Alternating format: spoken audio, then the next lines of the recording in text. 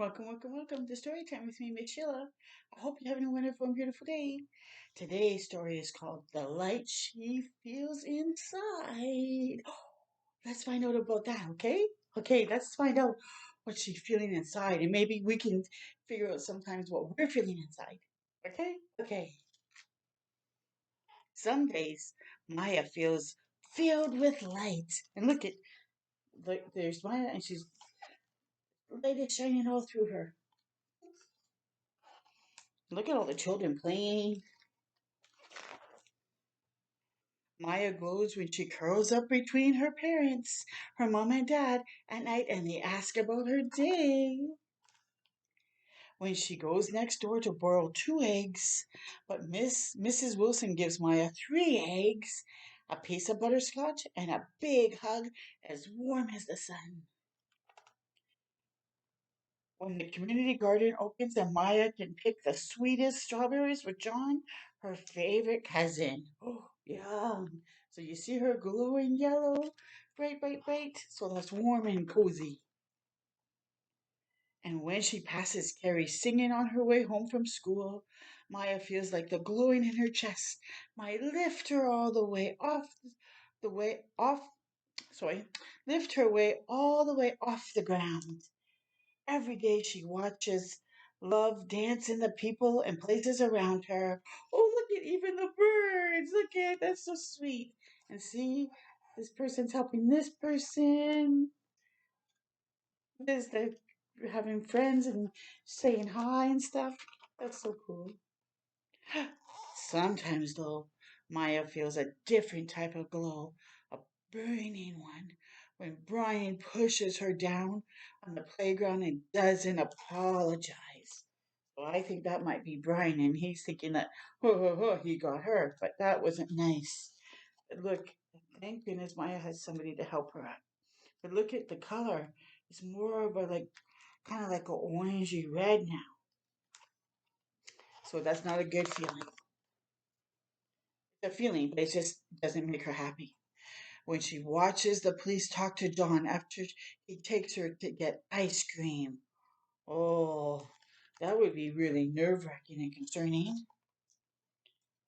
When she sees that the best climbing tree will be torn down so fancy apartments can be put up instead. Oh, that would be really angry and not nice, because especially if you keep climbing that tree. When she overhears her mom and dad talk each month about the money they need but don't have, Maya feels very small. But the glowing anger inside of her grows bigger. You see, it does look bigger. And here it's even bigger. She isn't sure what to do with all this glowing inside of her. All she knows is that it's starting to feel too heavy to carry. Yes, it is. After school, Maya goes to the library. She used to go to Miss Scott's story time when she was younger. Now she watches from the back of the room. Miss Scott's honeyed voice and gentle eyes always made Maya feel better. When story time is over, Miss Scott comes over to say hello, and Maya can feel tears starting to form as she describes everything she's been feeling. Oh, so now look at the color. It's purple. I'm so glad she went to speak to somebody that she can trust and that she can know that she'll be listened to. Sweetheart, Miss Scott says, that glowing, all of it, is your most important thing. Miss Scott brings her a stack of books.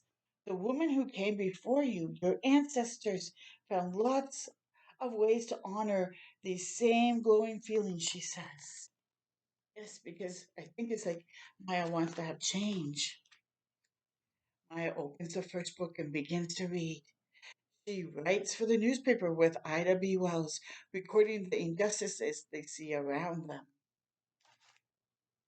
Maya sings with Naya Simone about what freedom might feel like. She plants carrots with Fannie Lou Hammer to feed a whole neighborhood. So these are women that from the past who made a difference in the world. So she's going to do the same, maybe. We'll see. She creates a poem with Gwendolyn Brooks about all the sights and sounds on her block. Helps Marcia P. Johnson fix up the Star House and designs a new neighborhood with June Jordan, one that has parks, clean air, and a home for everyone who needs one. So more women that she's learning about. She learns from women who came together to imagine brighter futures, like the Combahee River Collective, who marched on the streets to speak up about the power in the multicolored lives of Black women. When Maya reads that they were inspired by a healthy love for ourselves, our sisters, and our community, she knows what that love is. She recognizes her glow. Woohoo!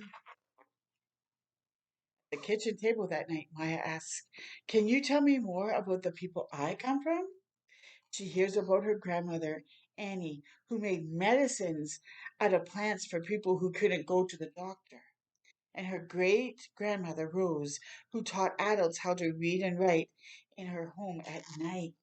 So there's pictures of it there. Later, Maya draws the woman she learned about, and she noticed that her glowing doesn't feel like too much at all. In fact, it fits perfectly inside of her, and it whispers for her to share it.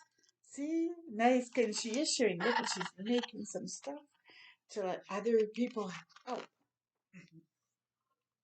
The next day, Maya shows her friends her pictures and tells them what she knows about these women. And as she speaks, she notices her friends are starting to glow more brightly too. Because they all want to get involved, maybe. Yay! Glowing together, the friends ask each other the questions in their hearts. What makes you feel safe? How do we take care of one another? Why doesn't everyone have everything they need?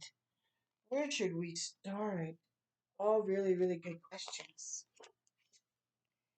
So they sit together and imagine endless ways to lift up what they love about the world and even more ways to change what they don't.